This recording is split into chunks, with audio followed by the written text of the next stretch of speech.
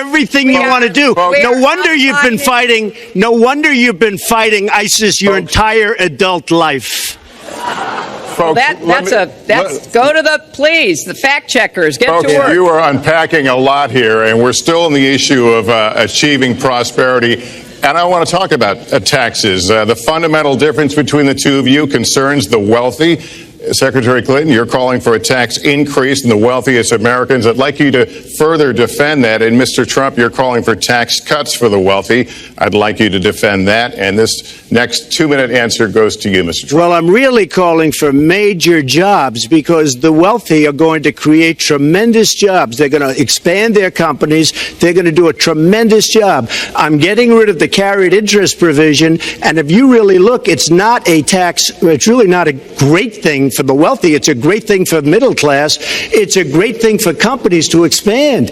And when these people are going to put billions and billions of dollars into companies, and when they're going to bring $2.5 trillion back from overseas, where they can't bring the money back because politicians like Secretary Clinton won't allow them to bring the money back because the taxes are so onerous and the bureaucratic red tape. So what is so bad? So what they're doing is they're leaving our country, and they're, believe it or not, leaving because taxes are too high and because some of them have lots of money outside of our country, and instead of bringing it back and putting the money to work because they can't work out a deal to, and everybody agrees it should be brought back. Instead of that, they're leaving our country to get their money because they can't bring their money back into our country because of bureaucratic red tape, because they can't get together, because we have a president that can't sit them around a table and get them to approve something. And here's the thing. Republicans and Democrats agree that this should be done. $2.5 trillion. I happen to think it's double that. It's probably $5 trillion that we can't bring into our country, Lester. And with a little leadership, you'd get it in here very quickly, and it could be put to use on the inner cities and lots of other things, and it would be beautiful. But we have no leadership. And honestly, that starts with Secretary Clinton. All right, you have 2 minutes on the same question to defend tax increases on the wealthiest Americans, Secretary Clinton. I have a feeling that by the end of this evening, I'm going to be blamed for everything that's ever happened. Why not? Why not? Yeah, why not? Just join the debate by saying more crazy things. Now, let me say, there's nothing crazy about not letting our companies bring their money back into their country. This is Secretary Clinton's 2 minutes, please. Yeah, well, let's start the clock again, Lester. We've looked at your tax proposals. I don't see changes in the corporate tax rates or the kinds of proposals you're referring to that would cause the repatriation, bringing back of money that's stranded overseas. I happen to support that. I happen to support that in a way that will actually work to our benefit. But when I look at what you have proposed, you have what is called now the Trump loophole, because it would so advantage you and the business you do. You've proposed an approach that has a $4 billion tax benefit for your family. And when you look at what you are proposing, it is, as I said, trumped up trickle down. Trickle down did not work. It got us into the mess we were in 2008 and 9.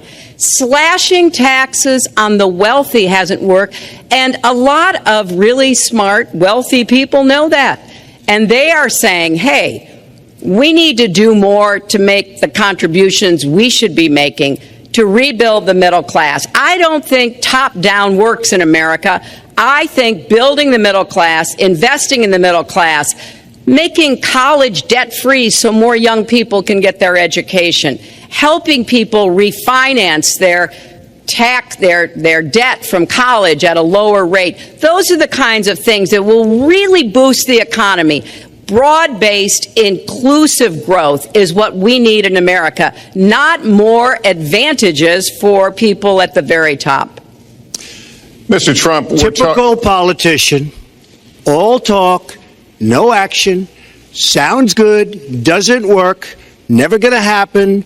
Our country is suffering because people like Secretary Clinton have made such bad decisions in terms of our jobs and in terms of what's going on. Now, look, we have the worst revival of an economy since the Great Depression.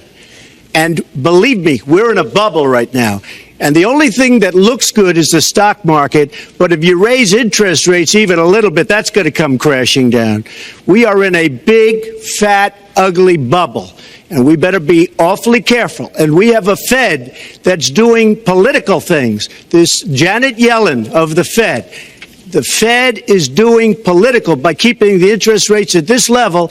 And believe me, the day Obama goes off and he leaves and he goes out to the golf course for the rest of his life to play golf, when they raise interest rates, you're going to see some very bad things happen because the Fed is not doing their job. The Fed is being more political than Secretary Clinton. Mr. Trump, we're talking about the burden that Americans have to pay, yet you have not released your tax returns. And the reason nominees have released their returns for decades is that voters will know if their potential president owes money to